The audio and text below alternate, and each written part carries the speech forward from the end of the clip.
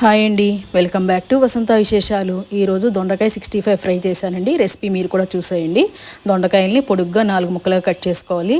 దాంట్లో 2 స్పూన్ల శనగపిండి, 2 స్పూన్ల బియ్యపిండి, 2 స్పూన్ల కార్న్ఫ్లోర్ వేసి ఉప్పు, కారము, 1 స్పూను అల్లం వెల్లుల్లి పేస్ట్ వేసి బాగా కలుపుకోవాలండి. వాటర్ ఊరిని చిమ్ముకోవాలి. ఇలా చూపించిన విధంగా ఇలా చిమ్ముకోవాలి. చిమ్ముకుని కలిపేసుకోవాలి. ఇదిగో ఈ విధంగా అవుతుంది.